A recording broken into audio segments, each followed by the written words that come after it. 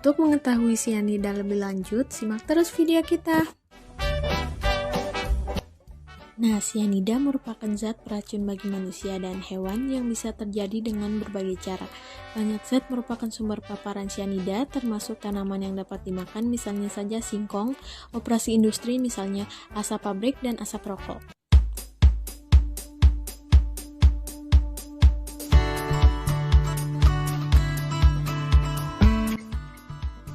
Setelah diserap, sianida dengan cepat ditransfer ke darah dan dimetabolisme melalui sejumlah proses. Jalur utama adalah konversi sianida menjadi tiosianat.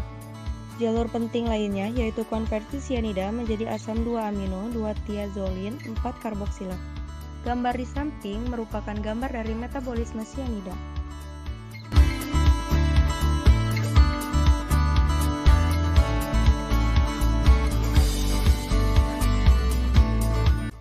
Penentuan sianida, tiosianat, ATCA, dan campuran protein sianida dalam cairan dan jaringan biologis berguna untuk tujuan forensik, klinis, penelitian, penegakan hukum, dan kedokteran hewan.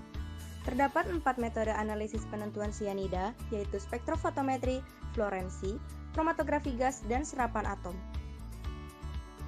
Ini adalah beberapa metode analisa sianida. Yang pertama ada metode spektrofotometri yang didasarkan pada sintesis konik.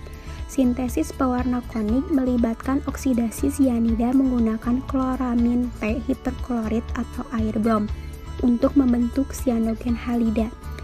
Yang kedua ada metode fluorensi yang telah diterapkan untuk penentuan sianida dalam cairan biologis.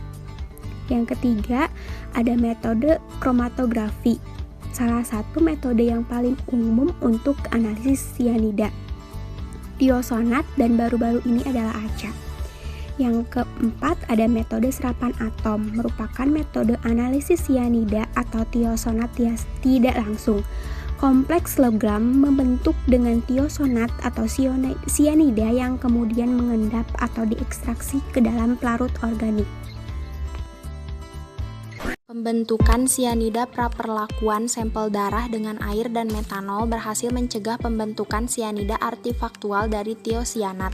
Metode analisis sianida sebelumnya melibatkan preparasi sampel ekstensif di mana sampel diasamkan, biasanya dengan asam sulfat atau fosfat dan HCN dipindahkan ke larutan basa dengan distilasi atau mikrodifusi. Ini berfungsi untuk memusatkan sianida dan memisahkannya dari gangguan potensial. Larutan buffer hidrosokobalamin atau hemoglobin juga telah digunakan untuk menangkap HCN yang dibebaskan.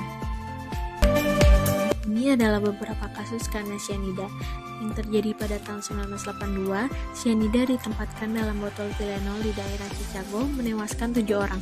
Dan pada tahun 1995, sianida ditemukan di beberapa toilet kereta bawah tanah Tokyo dalam beberapa minggu setelah pelepasan zat saraf sarin. Jika terpapar sianida yang parah, segera larikan ke rumah sakit.